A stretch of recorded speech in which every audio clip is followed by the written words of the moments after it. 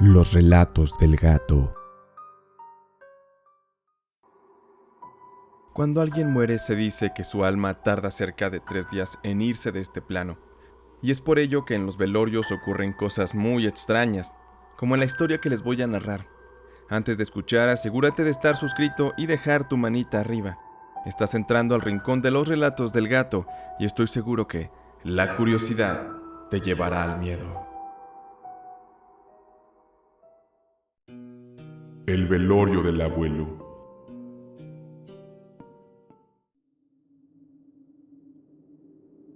Muchas veces he escuchado de gente comentando acerca de fantasmas o situaciones extrañas que ocurren en los velorios. Yo personalmente he asistido a muy pocos, pues me genera mucha ansiedad el tema de la muerte. Pero cuando muere un familiar, es un deber el acompañar a la familia en esos momentos difíciles. Aquella noche, cuando yo era aún un niño, fuimos a la casa de la abuela, a acompañarla en el funeral del abuelo. Él había muerto de forma repentina a causa de un ataque al corazón. Él fue fumador toda su vida, y créanme que podía fumarse más de cajetilla y media por día. Tenía 62 años, y, seguro que de no ser fumador, él hubiera vivido algunos años más. Aquella noche del velorio, justo al entrar en la casa, instantáneamente se podía sentir la atmósfera muy cargada de una sensación amarga. Por un lado estaba mi abuela llorando, desconsolada, completamente destrozada y siendo abrazada por una de mis tías. Más al fondo de la casa estaba uno de mis tíos con uno de sus hijos que ya era adolescente y con otros 2 de mis tíos. Pero ellos reían a carcajadas.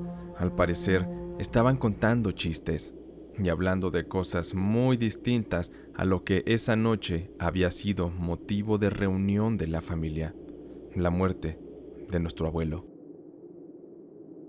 Momentos después fueron regañados por una de mis tías, quien les pidió respeto.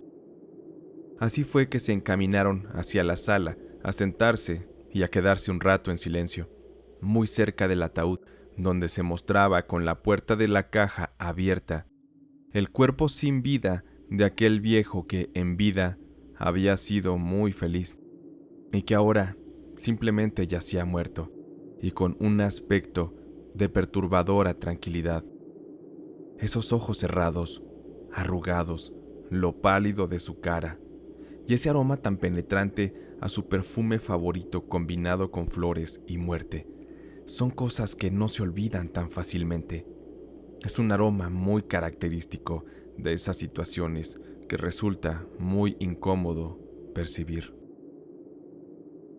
Algunas señoras comenzaron a rezar y mi abuela se recostó un poco en el sofá.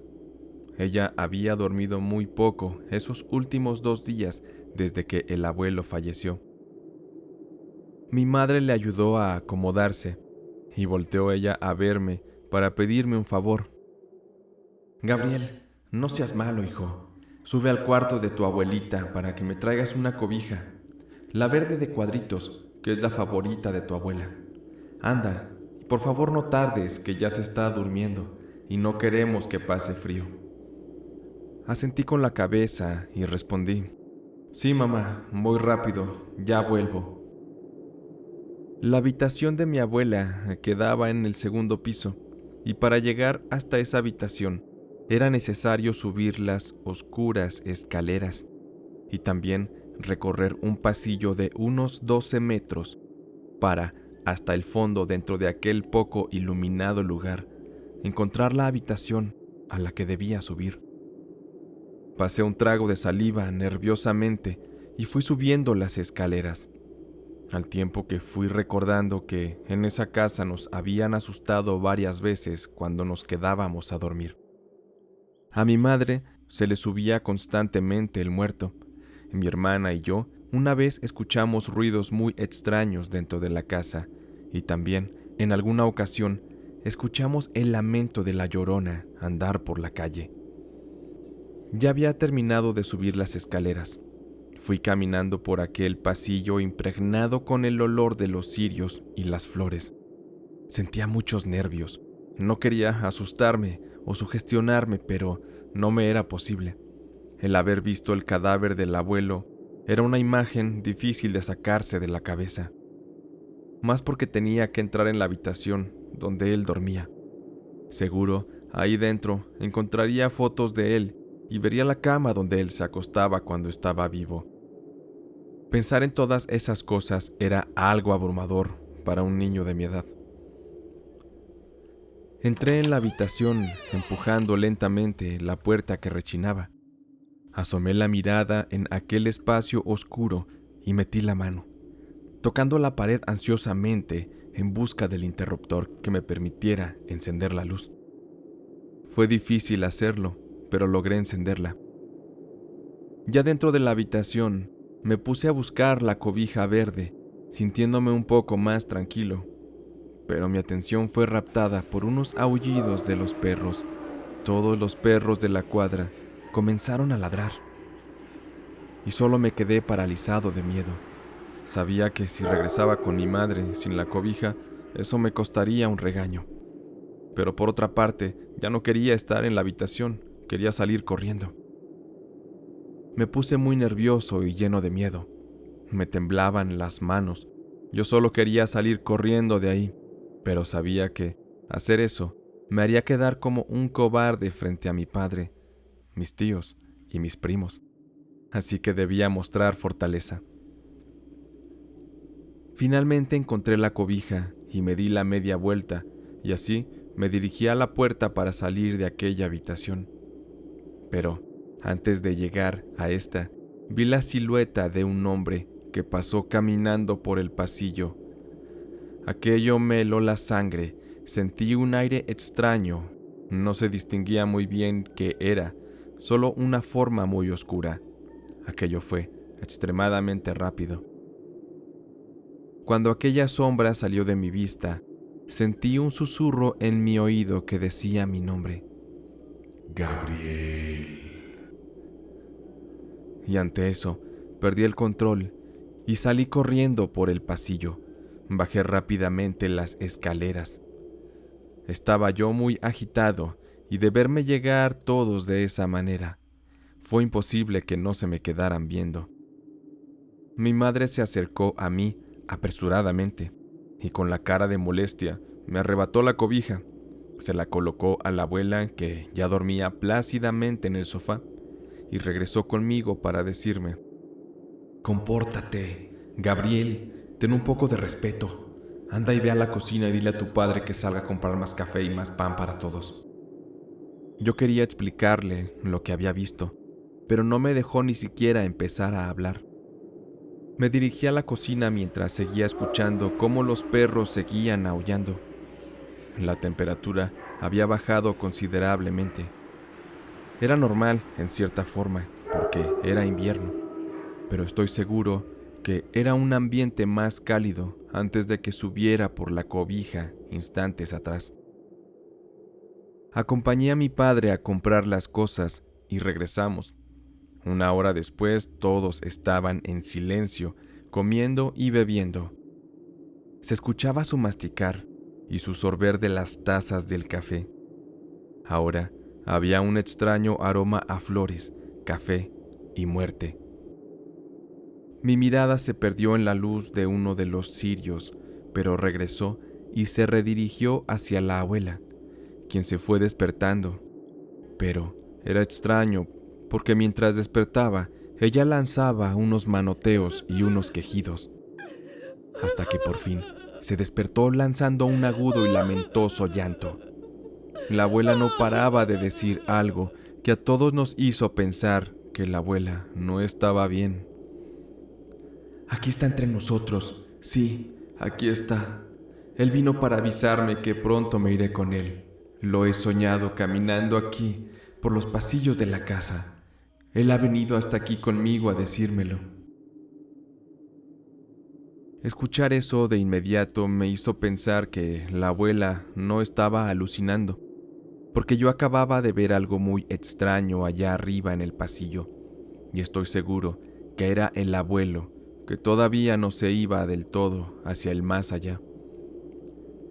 La abuela seguía llorando e insistiendo que el abuelo vendría por ella y que ella quería irse con él, que no quería vivir sola sin su viejito.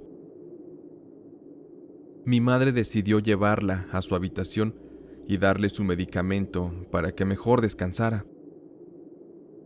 Esa noche hubo una situación más que llamó la atención de todos, y es que, mientras nos encontrábamos todos sentados en la sala, alguien llamó a la puerta principal, haciendo tocar el timbre.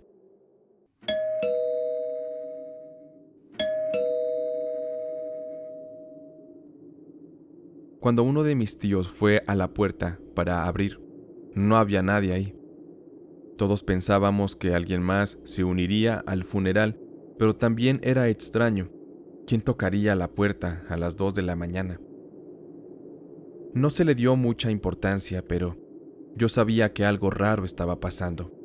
Y lo confirmé, porque, instantes después a que tocaran el timbre, comenzó a sonar el teléfono, ese clásico rinrineo de los teléfonos de ese tiempo.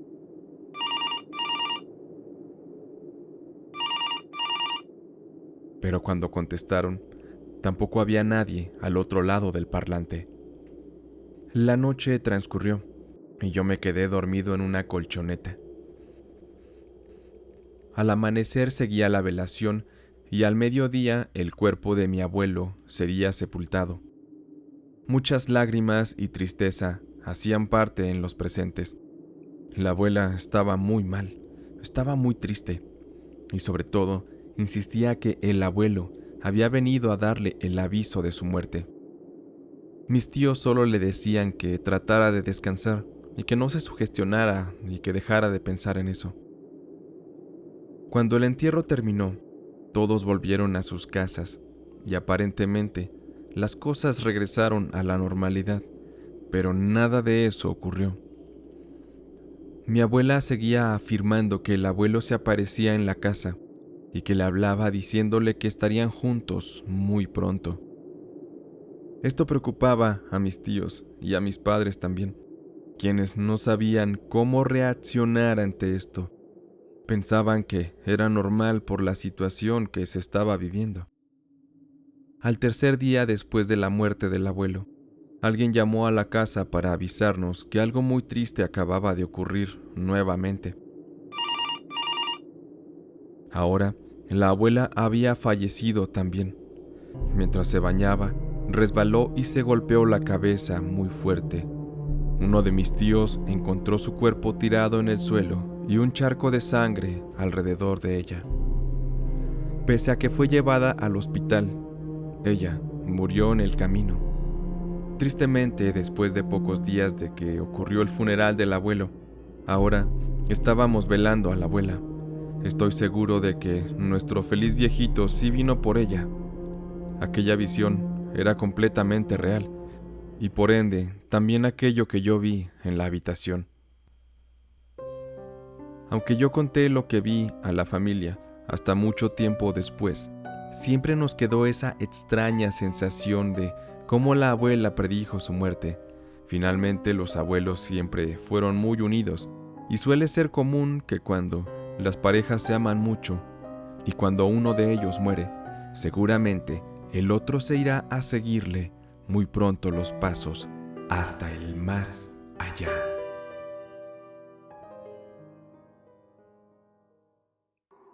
Si te ha gustado esta historia, ayúdame dejando una manita arriba, compartiéndola en tus redes sociales o recomendándola con un amigo. Antes de cerrar, quiero mandar saludos a Elvira Zagal, que nos escucha desde la Ciudad de México. Un abrazo y gracias por seguirnos tan de cerca. También un saludo para Riosaga el Oscuro, que nos escucha mientras hace sus tareas. Un abrazo hasta Colombia y gracias también por escucharnos. A modo de aviso rápido, les comento que en los próximos días, todos los episodios de Los Relatos del Gato ya estarán disponibles en Spotify y en otras plataformas de podcast. Todos los estrenos que esté haciendo yo aquí en YouTube estarán siendo estrenados de manera simultánea en otras plataformas. Así que, ¿qué esperas? Dale follow en tu plataforma favorita de podcast. Por hoy me despido. Soy Diego, el gato humano, y desde este rincón de los relatos del gato, espero que hoy la curiosidad te haya llevado al miedo.